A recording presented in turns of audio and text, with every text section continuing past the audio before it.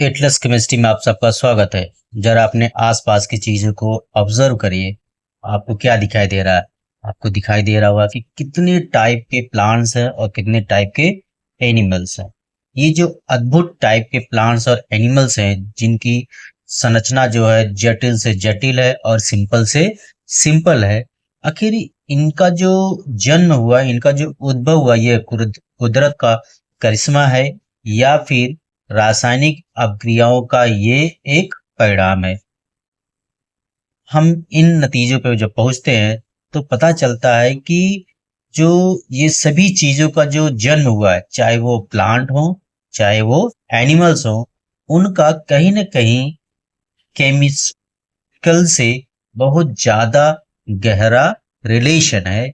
उसमें कहीं न कहीं पे केमिस्ट्री क्या है, इन्वॉल्व है। क्योंकि हम अगर अपने आसपास देखते हैं तो अगर एक एनिमल्स को ऑब्जर्व करो या एक प्लांट्स को ऑब्जर्व करो तो आपको पता चलता है कि जितने प्लांट्स हैं या जितने एनिमल्स हैं, सभी छोटी एक यूनिट से क्या होते हैं, बने होते हैं, जिसको हम लोग सेल बोलते हैं या कोशिका बोलते हैं। ये जो सेल होती है, ये कुछ इंपॉर्टेंट केमिकल से बने होते हैं, जिन केमिकल्स को हम लोग कार्बोहाइड्रेट बोलते हैं, प्रोटीन बोलते हैं, लिपिड्स बोलते हैं, विटामिन्स बोलते हैं, हार्मोन्स बोलते हैं, मिनरल्स बोलते हैं, और ना जाने कितने ऐसे नाम हैं जो आपको पता भी नहीं होंगे। ये सभी चीजें हमारे आसपास हमेशा क्या होते हैं, मौजूद रहती हैं, लेकिन ये कभी हमसे बातचीत नहीं करती हैं। लेकिन जब ये सभी पदार्थ, केमिकल्स, जब आपस में एक प्रॉपर मैनर में, एक प्रॉपर सीक्वेंस में जब क्या करते हैं, कंबाइन करते हैं, तो उनमें क्या होता है, जीवन का उद्भव होता है, लाइफ का क्या होता है, जनरेशन होता है। कितना ये अद्भुत प्रोसेस है, जिसकी वजह से क्या होता है, एक नए जीव की उत्पत्ति होती है, जिसे हम लोग प्लांट्स और एनिमल्स कहते हैं। और जिन केमिकल्स की वजह से इनकी जो ओरिजिन होती है, उन्हीं केमिकल्स को हम लोग बोलते हैं बायो मॉलिक्यूल्स। और आज इसी टॉपिक पे हम डिस्कस करने वाले हैं। मैं ललित कुमार सिंह आप लोगों को आज बताने वाले हैं कि जी, हम लोग जो हैं या जो प्लांट्स हैं या कोई एनिमल्स हैं, जो विभिन्न प्रकार के केमिकल से बने होते हैं, जिन केमिकल्स को हम लोग बोलते हैं बायो मॉलिक्यूल्स, आज उन्हीं पर हम लोग डिस्कस करने वाले हैं। तो हम लोग देखते हैं कि बायो मॉलिक्यूल्स क्या होते हैं। तो बायो मॉलिक्यूल्स क्या होते हैं? ये एक लाइफलेस मॉलिक्यूल्स होते हैं, मतलब इनमें अपना खुद का कोई भी जीवन नहीं होता है, कोई भी लाइफ नहीं होता है, इसलिए हम उनको बोलते हैं लाइफलेस मॉलिक्यूल्स। और जब भी ये लाइफलेस मॉलिक्यूल्स क्या करते हैं, कंबाइन करते हैं एक स्पेसिफिक मैनर में, प्रॉपर मैनर में, they are able to produce life और control biological reactions. Biological reactions में क्या आती हैं, हम लोग जिनको नॉर्मली बोलते हैं मेटाबॉलिज्म, जिसमें दो टाइप के प्रोसेस आते हैं। एक आता है एनाबॉलिज्म, दूसरा आता है कैटाबॉलिज्म। जो एनाबॉलिज्म होता है, इससे हमारी बॉडी का फॉर्मेशन होता है, और जो कैटाबॉलिज्म होता है, इससे हमारी बॉडी का डिस्ट्रक्शन होता है। और एक लिविंग के अंदर ये प्रोसेस हमेशा 24 आवर कंटिन्यूअस क्या होता है, चलता रहता है, कंस्ट्रक्शन एंड डिस्ट्रक्शन। उसी को हम लोग बोलते हैं बायोलॉजिकल रिएक्शंस। उनको हम लोग बोलते हैं क्या, बायोमॉलिक्यूल।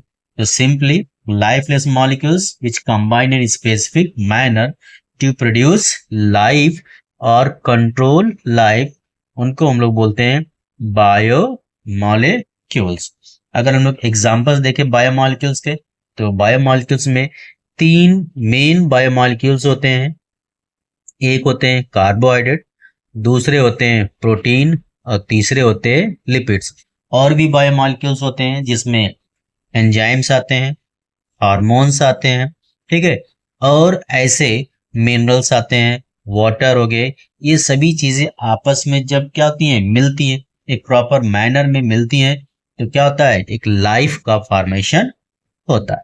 ठीक है, तो नेक्स्ट हम लोग यहाँ पे सबसे पहले देखने वाले हैं किसको, कार्बोहाइड्रेट्स को। किसको देखने वाले हैं, कार्बोहाइड्रेट्स। तो कार्बोहाइड्रेट्स क्या होते हैं, carbohydrates are optically active polyhydroxy aldehyde और कीटोन। तो इसमें चार चीजें हैं, क्या क्या है। पहली चीज है कि ये क्या होने चाहिए, ऑप्टिकली एक्टिव होने चाहिए। तो हम बात करते हैं कि what is mean by optically active, कि ऑप्टिकली एक्टिव का मतलब क्या होता है। अगर हमारे पास कोई एक ऑर्गेनिक कंपाउंड है जिसमें कार्बन है, अगर ये कार्बन चार डिफरेंट ग्रुप से क्या हो, बॉन्डेड हो, जैसे मैंने यहाँ पे एक ग्रुप ले लिया CHO, फिर इससे मैंने एक ग्रुप अटैच कर दिया CH2O, और फिर इससे एक ग्रुप अटैच कर दिया हमने OH, और इससे हमने एक अटैच कर दिया H। तो आप यहाँ पे देख सकते हो क्लियरली कि जो ये कार्बन है इससे चार डिफरेंट ग्रुप्स अटैच हैं। तो कोई ऑर्गेनिक कंपाउंड जिसमें कार्बन 4 डिफरेंट ग्रुप से अटैच होता है उसको हम लोग बोलते हैं कायरल कार्बन। कौन सा कार्बन बोलते हैं, we call them chiral carbon. क्या बोलते हैं इसको हम लोग, कायरल कार्बन बोलते हैं। और कोई ऑर्गेनिक कंपाउंड जिसके पास कम से कम एक भी कायरल कार्बन होगा या कायरल सेंटर होगा, वो होगा ऑप्टिकली एक्टिव। वो क्या होगा, ऑप्टिकली एक्टिव। तो इसका मतलब क्या हुआ कि जितने भी कार्बोहाइड्रेट्स होते हैं उसमें कम से कम एक ऑप्टिकली एक्टिव कार्बन होगा, मतलब एक कायरल कार्बन होगा, तभी वो क्या होगा, ऑप्टिकली एक्टिव होगा। दूसरी बात यहाँ पे आ रही है क्या, कि ये जो कार्बोहाइड्रेट्स होते हैं ये होते हैं पॉलीहाइड्रोक्सी। हम यहाँ पे एग्जांपल्स लेने वाले हैं ग्लूकोज का। किसका एग्जांपल्स लेने वाले हैं, ग्लूकोज। तो ग्लूकोज का जो मॉलिक्यूलर फॉर्मूला होता है वो होता है C6H12O6। लेकिन अगर हम लोग इसका स्ट्रक्चरल फॉर्मूला लिखते हैं तो फिशर प्रोजेक्शन फॉर्मूले में, तो यहाँ पे आप देख सकते हो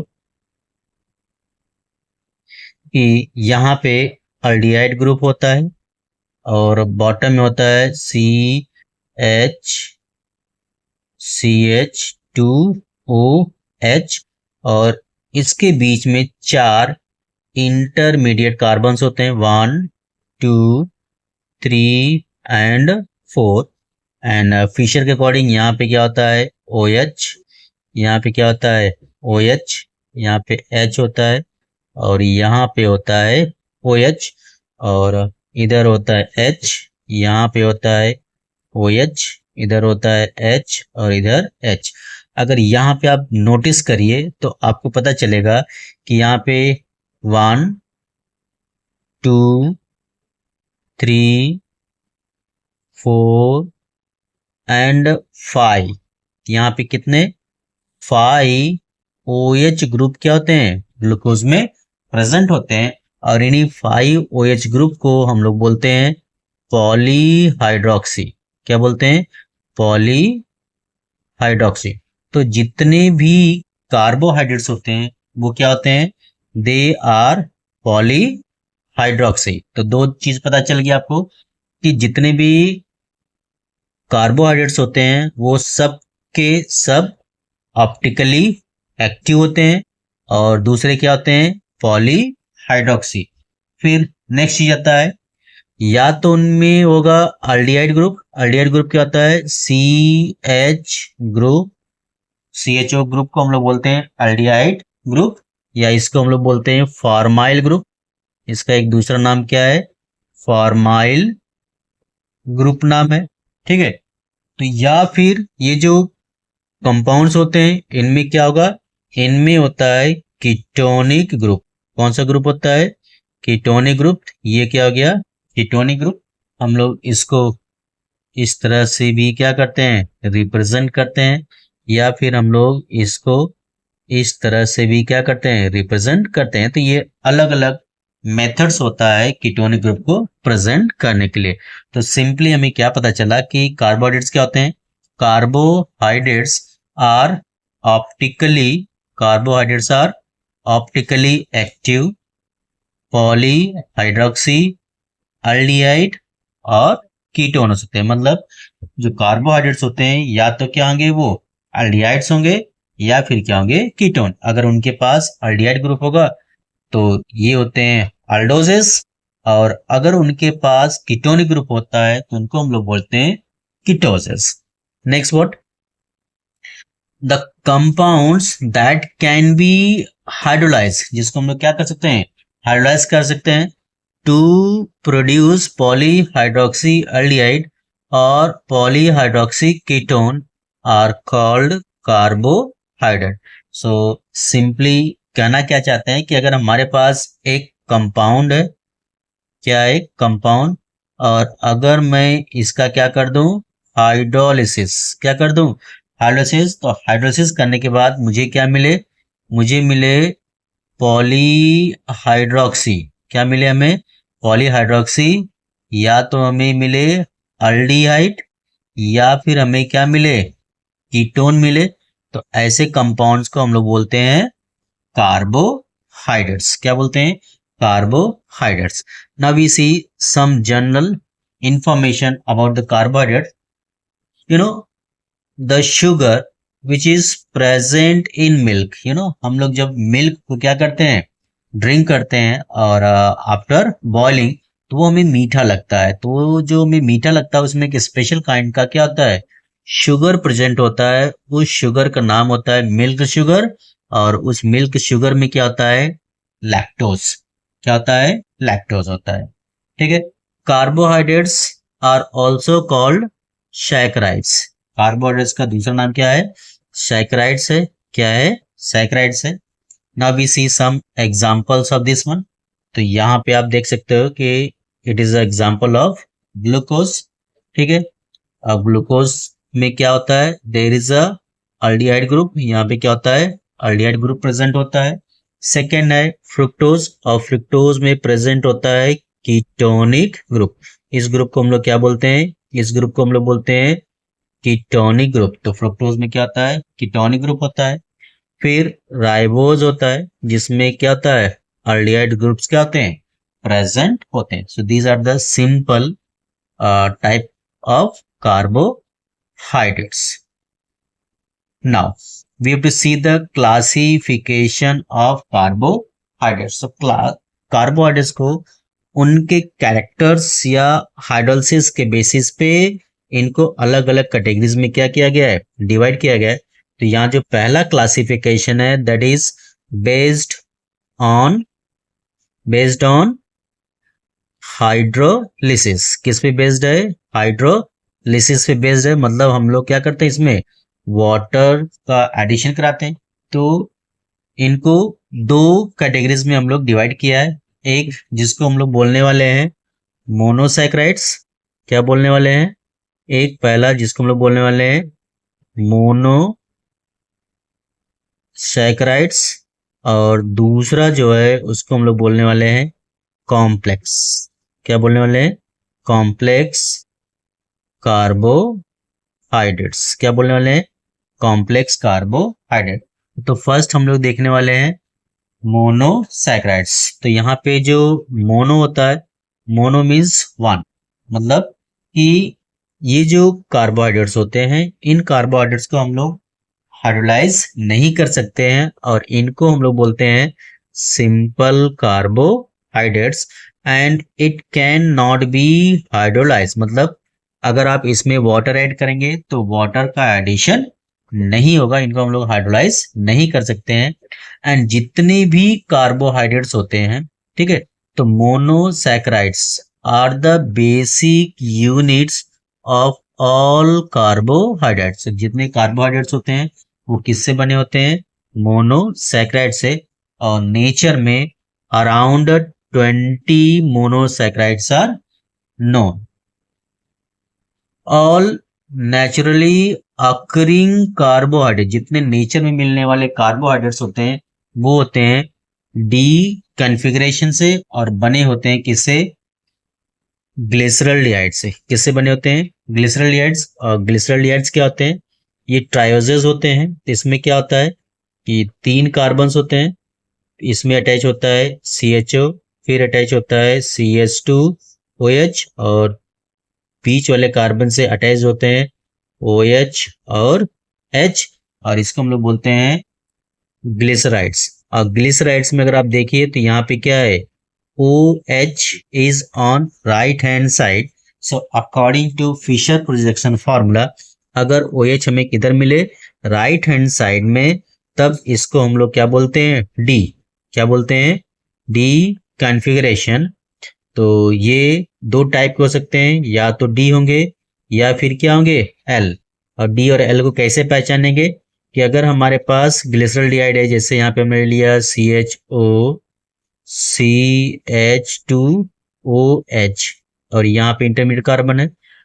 यहाँ पे अगर राइट साइड में OH है और लेफ्ट में क्या है? H है, तो ये होता है D कॉन्फ़िगरेशन। और अगर यही कॉन्फ़िगरेशन क्या कर दूं मैं? इनवर्स चेंज कर दूं। ठीक है, यहाँ पे हो गया CH2OH, और इस बार OH जो है लेफ्ट हैंड साइड में, H क्या है? राइट साइड में। इसको हम लोग बोलते हैं L कॉन्फ़िगरेशन। बट जो नेचर में मिलने वाले जो मोनोसैकेराइड्स होते हैं, वो क्या होते हैं? वो सब के सब होते हैं D कॉन्फ़िगरेशन। सब के सब क्या होते हैं? D कॉन्फ़िगरेशन होते हैं। नेक्स्ट,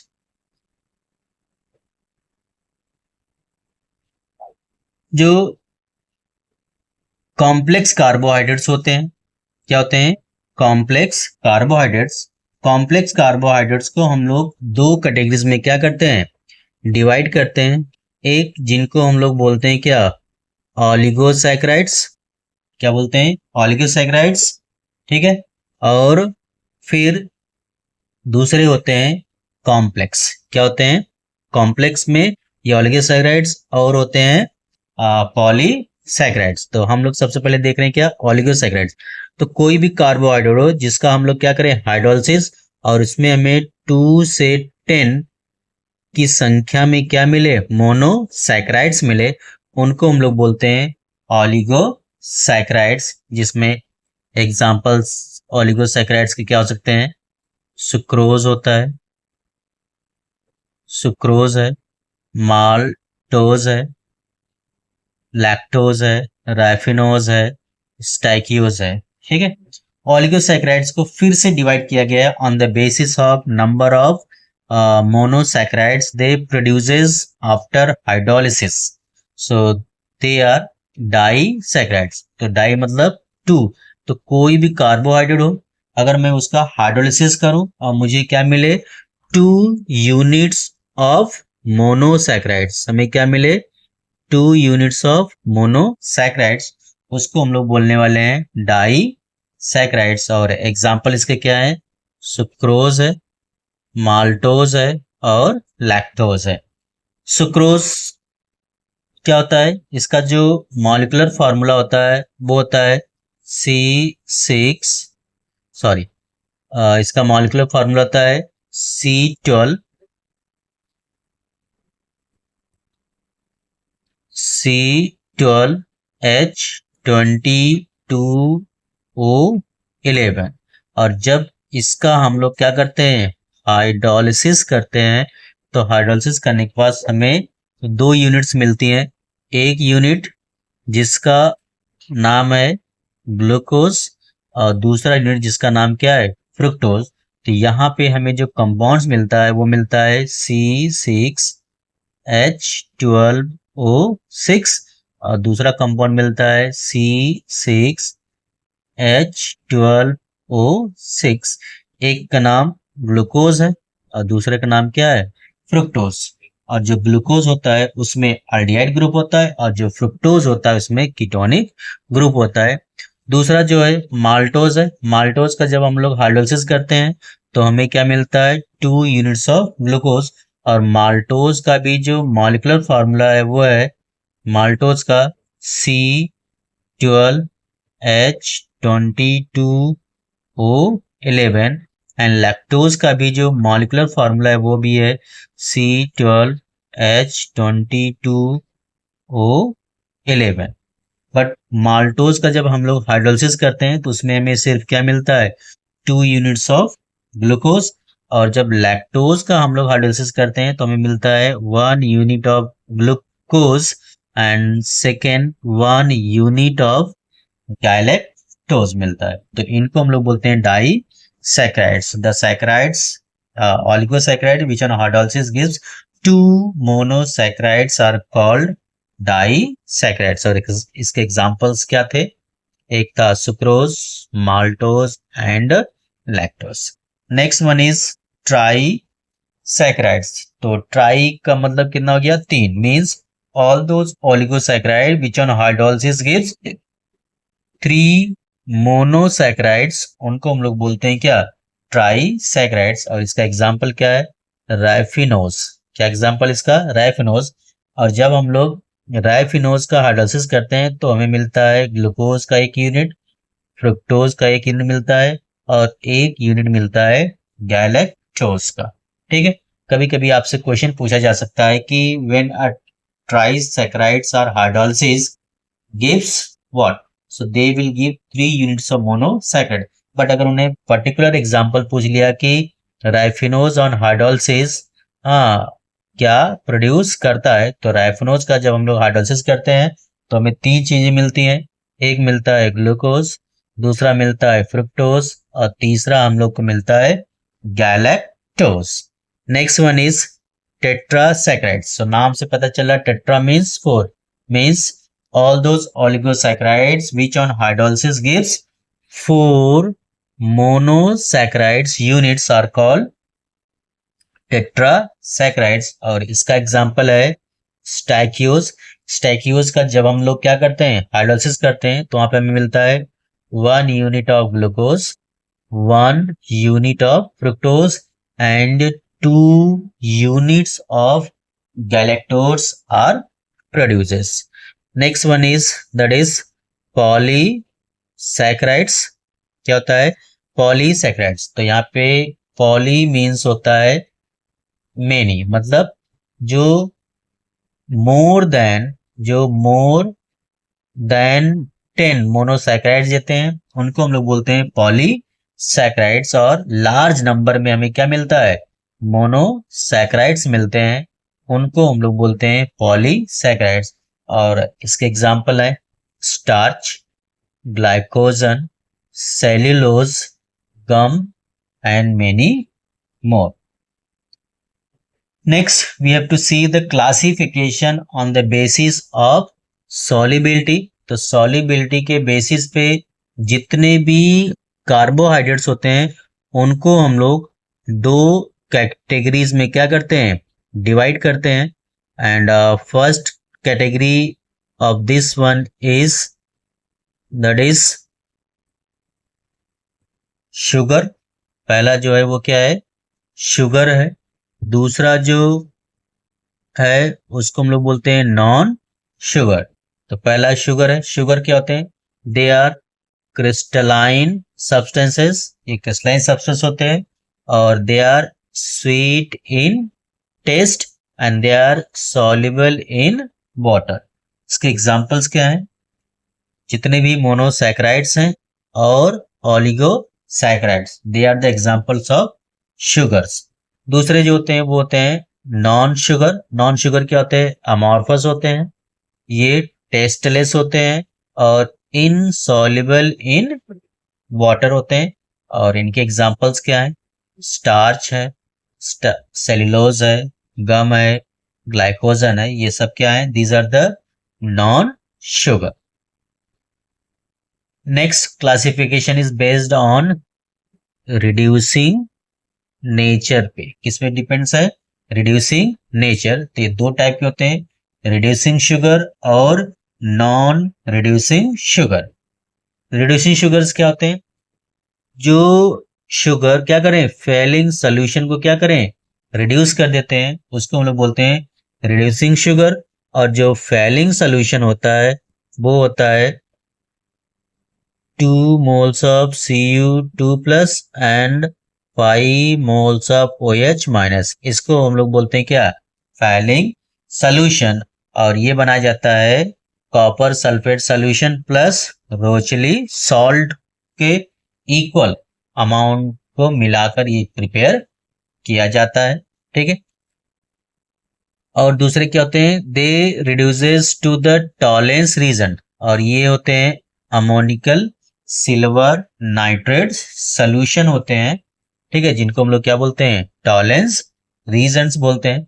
और रिड्यूसिंग शुगर में क्या है, फ्रुक्टोज है, क्या है, fructose, glucose, maltose, lactose and galactose, these are the reducing sugar. Next one is non-reducing sugar. They do not reduce. They do not reduce to Fehling solution and tolerance regions. Tolerance region और Fehling solution को reduce नहीं करते हैं। और इनके examples क्या हैं, sucrose है, ट्रीहेलोज है, रैफिनोज है, स्टैकियोज है, वर्बास्कोज है और जेंटिया नोज है। ये सब किसके एग्जाम्पल है, non reducing sugar. So this is the classification of carbohydrate. One more is on the basis of functional group, जिसमें अगर अल्डिहाइड ग्रुप मिलता है तो उनको हम लोग बोलते हैं अल्डोजेस, और जिसमें कीटोनिक ग्रुप मिलता है उसको हम लोग क्या बोलते हैं, कीटोजेस बोलते हैं। ठीक है। और जो अल्डोजेस में सबसे बेस्ट एग्जांपल क्या है, ग्लूकोज है, और कीटोजेस में जो सबसे बेस्ट एग्जांपल है वो क्या है, फ्रुक्टोज है। तो ये चार टाइप के क्या हो गए, क्लासिफिकेशन ऑफ द कार्बोहाइड्रेट्स।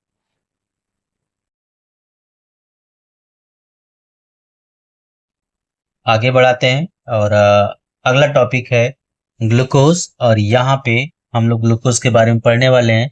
तो ग्लूकोज का जो मॉलिक्यूलर फॉर्मूला होता है वो होता है C6H12O6, और इसको हम लोग रिप्रेजेंट करते हैं कैसे, CHO देन CHOH का होल 4 एंड CH2OH, और इसके पास क्या होता है, फॉर्माइल ग्रुप होता है, अल्डिहाइड ग्रुप प्रेजेंट होता है।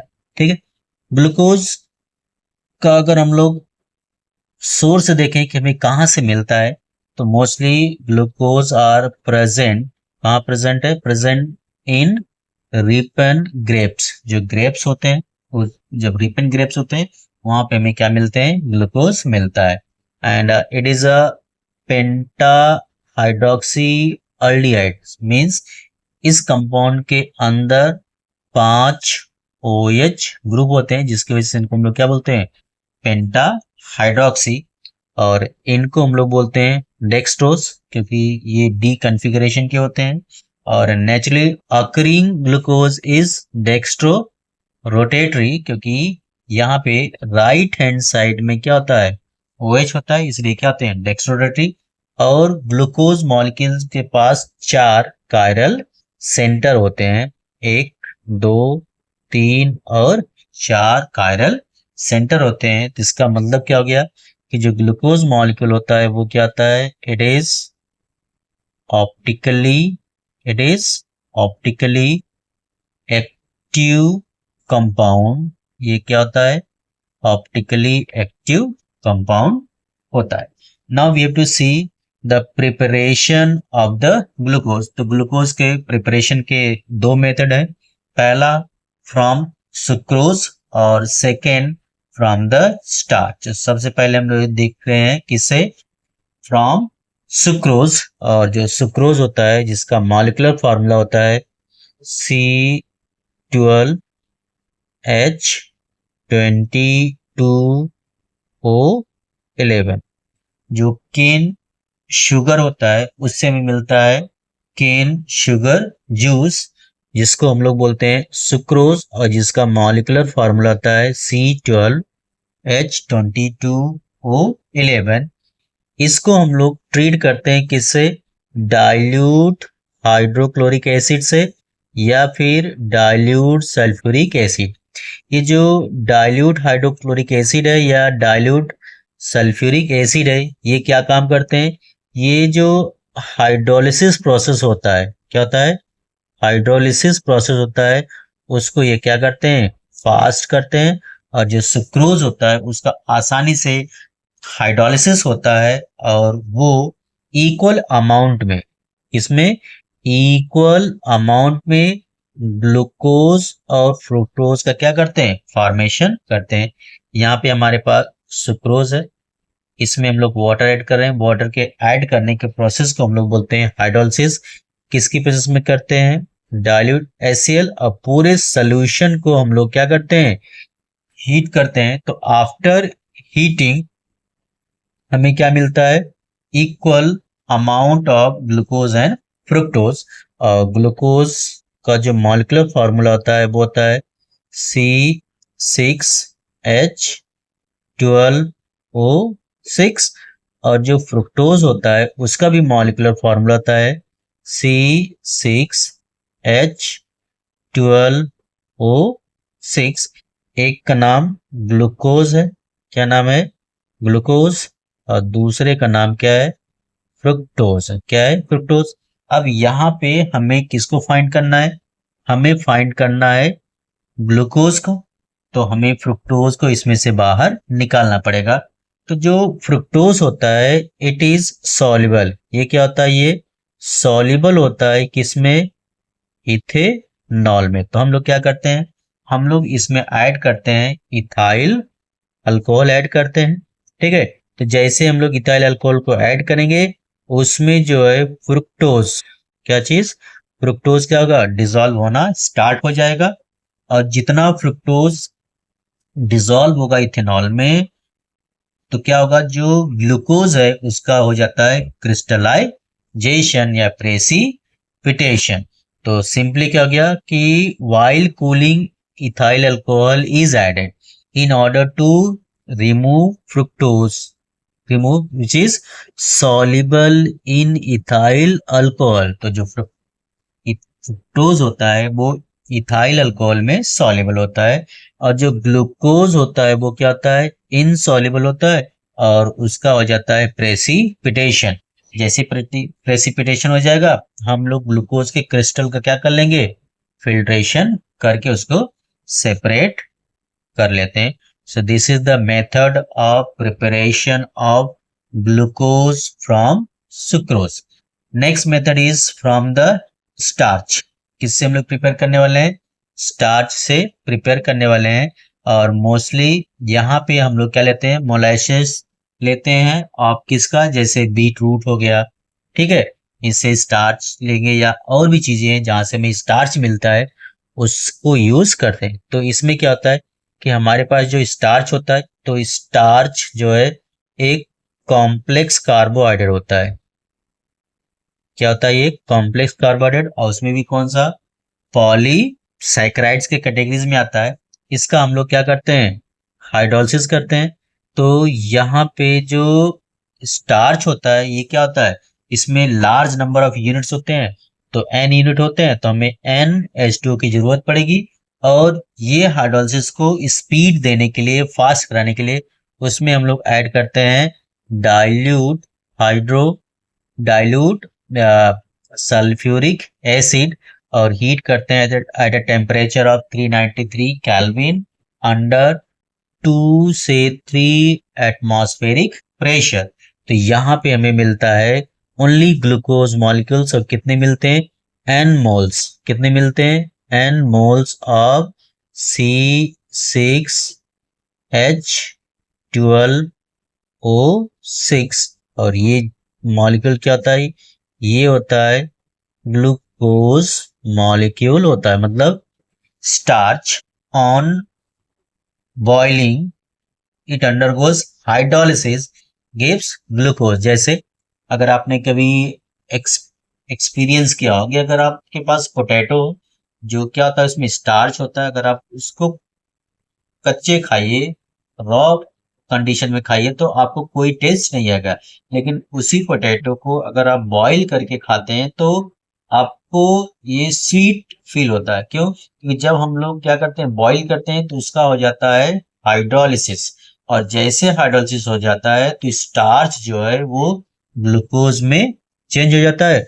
और ग्लूकोज एक टाइप का क्या है, शुगर है। क्या है? शुगर। और जो शुगर होते हैं they are sweet in taste, और इसकी वजह से हमें क्या होता है, स्वीट लगने लगता है। अब हमने इस प्रोसेस में यूज किया है sulphuric acid, and sulphuric acid is not good for our health. ये हमारे हेल्थ के लिए किसी भी तरह से अच्छा नहीं है।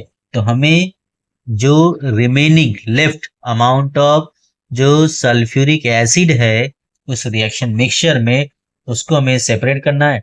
तो उसको सेपरेट करने के लिए उसमें हम लोग ऐड करते हैं चॉक पाउडर, जिसका फॉर्मूला क्या होता है, CaCO3। क्या होता है? CaCO3 होता है। और ये रिएक्शन किससे कर लेता है, H2SO4 से। तो यहाँ पे बनाता है CaSO4, कैल्शियम सल्फेट बनाता है, और बनता है H2CO3। ये जो कैल्शियम सल्फेट होता है ये इनसॉल्युबल होता है और प्रेसिपिटेट के फॉर्म में क्या होता है, बाहर निकल जाता है। और हम जब ये प्रोसेस करा रहे होते हैं तो इसको हम लोग क्या करते हैं, एक हाई टेम्परेचर पे हीट करते हैं, जिसकी वजह से जो पूरा मिक्सचर होता है उसका जो कलर होता है वो ब्राउनिश होता है, ब्राउन कलर का होता है।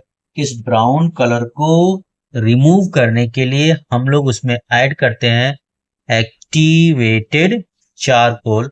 और एक्टिवेटेड जो चारकोल होता है ये क्या करता है, ये एब्जॉर्ब कर लेता है। क्या करता है? एब्जॉर्ब्स। ये क्या करता है?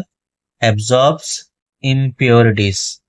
ये इम्प्योरिटीज को क्या करता है, एब्जॉर्ब कर लेता है, जिसकी वजह से जो ब्राउनिश कलर का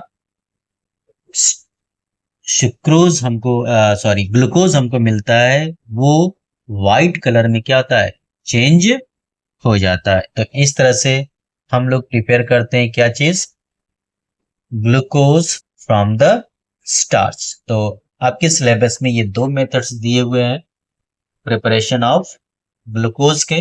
पहला मेथड है फ्रॉम द केन शुगर से, और दूसरा है फ्रॉम द स्टार्च।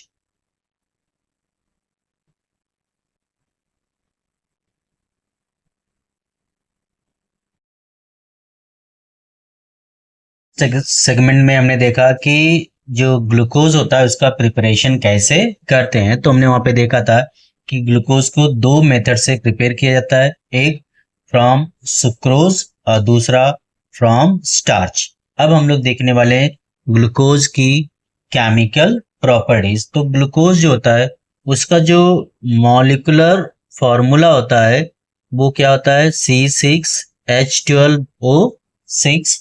और इसका जो स्ट्रक्चरल फार्मूला होता है वो ये होता है। तो इतना बड़ा फार्मूला लिखने से हमें काफी प्रॉब्लम्स हो सकती है, तो इसलिए हम लोग इस फार्मूले को एक शॉर्ट फार्मूले में हम लोग क्या करने वाले हैं, चेंज करने वाले हैं। अगर आप ध्यान से देखो तो जो इंटरमीडिएट कायरल वाले कार्बन्स हैं, ये कायरल कार्बन है, ये भी कायरल कार्बन है, ये भी कायरल कार्बन है, और ये भी क्या है, कायरल कार्बन है। तो यहाँ पे अगर आप देखोगे ध्यान से तो आपको पता चलेगा कि ये है CHOH। और ऐसी कितनी बार है, 4 बार। तो हम इसको ऐसे लिख सकते हैं CHOH का होल 4। तो इतना बड़ा जो सेगमेंट है इसकी जगह पे हम लोग क्या लिख सकते हैं, हम लोग लिख सकते हैं CHOH का होल 4। तो इस वाले फॉर्मूले में हमने वहीं पे किया हुआ है, CHO ग्रुप को एज इट इज रखा है, इसमें कोई भी चेंजेस नहीं है। CH2OH भी एज इट इज यहाँ पे रखा हुआ है। जो 4 इंटरमीडिएट कार्बन है वहां पे क्या बनता है, CHOH बनता है, उसको हम लोगों ने लिख दिया CHOH का होल 4। तो ये वाला जो फार्मूला है लास्ट वाला, इसी फार्मूले का हम लोग यूज करने वाले हैं for all the chemical reaction. और जो पहला केमिकल रिएक्शन है वो है रिएक्शन विथ HI। जब हम लोग ग्लूकोज को HI के साथ में हीट करते हैं फॉर लॉन्ग टाइम, जिसको हम लोग बोलते हैं प्रोलॉन्ग हीटिंग। क्या बोलते हैं? Prolong heating. तो जो ग्लूकोज होता है वो एन हेक्सेन में क्या होता है? कन्वर्ट हो जाता है। और जिसका फॉर्मूला है CH3, फिर 4 इंटरमीडिएट CH2 होंगे, तो CH2 CH2 CH2 CH2 and CH3। और इस कंपाउंड का नाम है एन हेक्सेन। क्या नाम है? एन हेक्सेन है। ठीक है। नेक्स्ट रिएक्शन विथ हाइड्रोक्सिलमीन, और हाइड्रोक्सिलमीन का फॉर्मूला होता है NH2 और OH। तो जो ग्लूकोज होता है ये किससे रिएक्शन करता है? ग्लूकोज रिएक्ट विथ किससे? हाइड्रोक्सिलमीन। और क्या बनाता है? ग्लूकोज का ऑक्साइम बनाता है, जिसको हम लोग बोलते हैं ग्लूकोक्सिम्स। क्या बोलते हैं? ग्लूकोक्सिम्स। तो यहाँ पे क्या होता है? ये जो H2 है, जो हाइड्रोक्सिल अमीन का जो H2 है और जो कार्बोनाइल ग्रुप का O है, ये आपस में रिएक्शन करके क्या बना लेते हैं? ये बना लेते हैं H2O। और जहां से O निकला वहां पे जाकर N अटैच हो जाता है। तो हमें यहाँ पे जो प्रोडक्ट्स मिलता है वो क्या मिलेगा? हमें मिलेगा CH डबल बॉन्ड NOH, और यहाँ पे अटैच्ड है CHOH का होल 4 एंड CH2OH, और क्या निकला बाहर? H2O। तो ये जो प्रोडक्ट हमें मिला, इस प्रोडक्ट का नाम क्या है? इसका नाम है ग्लूकोक्सिम्स। क्या नाम है? ग्लूकोज का ऑक्साइम्स है, जिसको हम बोलते हैं ग्लूकोक्सिम्स। क्या बोलते हैं? Glucoximes. Next reaction is with hydrogen cyanide, और हाइड्रोजन साइनाइड का फॉर्मूला क्या होता है? HC triple bond N। इस कंपाउंड को हम लोग बोलते हैं हाइड्रोजन साइनाइड। और जो साइनाइड्स होते हैं they react on carbonyl group पे क्या करते हैं? अटैक करते हैं।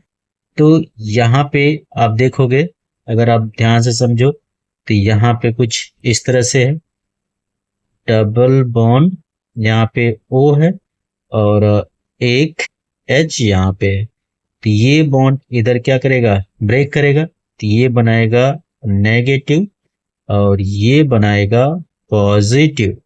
तो वैसे जो एसियन होता है ये बनाता है नेगेटिव, ये बनाता है पॉजिटिव। ठीक है। तो जो पॉजिटिव वाला है वो किसके पास चला जाएगा? O के पास चला जाएगा। और जो नेगेटिव वाला है वो किसके पास चला जाएगा? C के पास चला जाएगा। तो हमें जो प्रोडक्ट मिलता है वो मिलेगा C, और इसके साथ क्या गया? OH बन गया। यहाँ पे H पहले से है, और इस C के साथ में क्या जुड़ जाता है? CN जुड़ जाता है। क्या जुड़ जाता है? CN जुड़ जाता है। और नीचे कोई चेंजेस नहीं, कोई रिएक्शन नहीं, तो वैसे रहेगा CHOH का होल 4 एंड CH2O। इस टाइप के हम लोग कंपाउंड को बोलते हैं साइनोहाइड्रिन। और किसका साइनोहाइड्रिन है? It is cyanohydrin of glucose. किसको हम लोग बोलते हैं? Glucose cyanohydrin. क्या बोलते हैं इसको? Glucose cyanohydrin. नेक्स्ट रिएक्शन किसके साथ रिएक्शन है? With bromine water. तो ब्रोमीन वाटर का मतलब होता है ये Br2 प्लस H2O, और इस कंडीशन में ये एक ऑक्सीडाइजिंग का काम करता है। तो क्या होता है, जो ग्लूकोज होता है ये रिएक्शन किससे करता है, ब्रोमीन वाटर से। और जो ब्रोमीन वाटर होता है वो होता है एक mild oxidising agent. Bromine water gives gluconic acid, क्या देता है, ग्लूकोनिक एसिड का क्या करता है, फॉर्मेशन करता है।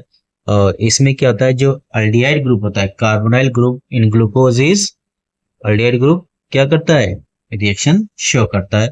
तो हमें जो प्रोडक्ट मिलता है वो मिलता है, जो अल्डिहाइड ग्रुप है CHO ग्रुप है, इसमें क्या होता है, जो CHO ग्रुप है वो चेंज हो जाता है किसमें, COOH में, क्या होता है, चेंज हो जाता है। तो हमें यहाँ पे मिलेगा COOH, और साथ में यहाँ पे CHOH का होल 4 एंड CH2OH अपनी जगह पर रहेगा। ठीक है, इस कंपाउंड का नाम है ग्लूकोनिक एसिड।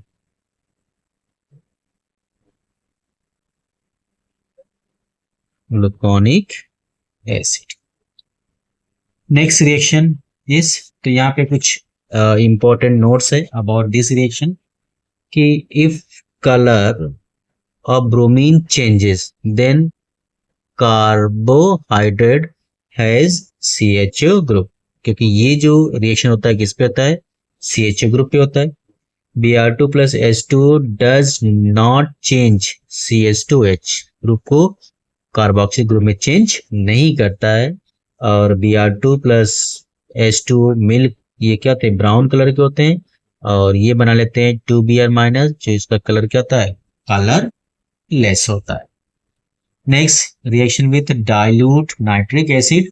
तो डाइल्यूट नाइट्रिक एसिड क्या करता है, ये एक माइल्ड ऑक्सीडाइजिंग एजेंट होता है, और ये ऑक्सीडाइज करता है दोनों CHO ग्रुप को और CH2 ग्रुप को, किसमें, कार्बोक्सिलिक ग्रुप में, क्या करता है, चेंज कर देता है। और जो प्रोडक्ट मिलता है उस प्रोडक्ट का नाम क्या होता है, सैकरिक एसिड। सीधे रिएक्शन, तो यहाँ पे क्या होगा, ये जो CHO ग्रुप है, ये CHO ग्रुप, और ये जो CH2OH ग्रुप है, किसमें, कार्बोक्सिलिक ग्रुप में क्या हो जाएगा, चेंज हो जाएगा। तो जो प्रोडक्ट हमें मिलेगा वो मिलेगा COOH। जो इंटरमीडिएट CHOH होता है उसमें कोई चेंजेस नहीं होता, तो ऐसे रहेगा CHOH का होल 4 एंड COOH। इस कंपाउंड को हम लोग बोलते हैं साइकरिक एसिड। इस कंपाउंड को हम लोग बोलते हैं साइकरिक एसिड बोलते हैं। Next reaction is reaction with sodium borohydride. और सोडियम बोरोहाइड्राइड एक रिड्यूसिंग एजेंट है। ये क्या है, ये एक रिड्यूसिंग एजेंट है। और ये रिड्यूसिंग एजेंट क्या करता है, जो CHO ग्रुप होता है इस ग्रुप को इसमें CH2OH ग्रुप में क्या करता है, चेंज कर देता है। तो आप यहाँ पे देख सकते हो कि ये जो CHO ग्रुप है, क्या है, CHO ग्रुप है। यहाँ पे जो CHO ग्रुप है वो किस में चेंज हो गया, CH2OH ग्रुप में चेंज हो गया। और यहाँ पे जो रीजेंट्स है, ये डाइल्यूट HNO3 नहीं है, और ये नहीं रहेगा। यहाँ पे क्या होगा, यहाँ पे रिड्यूसिंग एजेंट, तो दो हाइड्रोजन्स यहाँ पे क्या होते हैं, यूज होते हैं, किसकी प्रेजेंस में, NaBH4 की प्रेजेंस में। और जो NaBH4 होता है वो CH2OH को रिड्यूस नहीं करता, कुछ भी नहीं करता। इस तरह से हमें प्रोडक्ट्स मिल जाता है। नेक्स्ट है विद एसिटिक एनहाइड्राइड। तो ये जो कंपाउंड है ये है एसिटिक एनहाइड्राइड, इसका रिएक्शन हम लोग किससे करा रहे हैं, ग्लूकोज से। तो जो एसिटिक एनहाइड्राइड होता है वो रिएक्शन करता है किससे, OH ग्रुप से। और हमें पता है कि जो ग्लूकोज होता है उसमें 5 OH ग्रुप होते हैं। इसका मतलब इस रिएक्शन के लिए हमें कितने 5 एसिटिक एनहाइड्राइड की क्या होती है, जरूरत पड़ती है। तो यहाँ पे 4 OH है तो 4 यहाँ पे जोड़ेंगे और 1 OH यहाँ पे है तो यहाँ पे जोड़ेंगे, ठीक है। और होता क्या है, इस रिएक्शन में ये बॉन्ड ऐसे ब्रेक करता है, यहाँ पे एक H आ जाता है, ठीक है। और ये वाला जो कार्बन है, ये वाला कार्बन, ये जाकर किससे, ये जाकर जहां से ये H निकला है वहां पर जाकर क्या होता है, अटैच हो जाता है। तो हमें यहाँ पे जो प्रोडक्ट मिलता है वो मिलता है CHO। फिर यहाँ पे क्या मिलेगा, हमें मिलेगा CH, फिर O रहेगा, यहाँ पे आकर कार्बन अटैच होता है, ठीक है। और कार्बन पे क्या है, डबल बॉन्ड O, और क्या जुड़ा हुआ है, CH3। How many times, 4 times. और नीचे क्या है, हमारे पास है CH2O है, और यहाँ पे कार्बन डाइऑक्साइड अटैच हो जाता है डबल बॉन्ड से। और फिर यहाँ पे हमें मिलेगा CH3, और साथ में मिलेगा 5 मोल्स ऑफ CH3COOH। जो प्रोडक्ट यहाँ पे मिला इसका नाम है ग्लूकोज, का नाम है glucose penta penta acetate. So these are the reactions of glucose.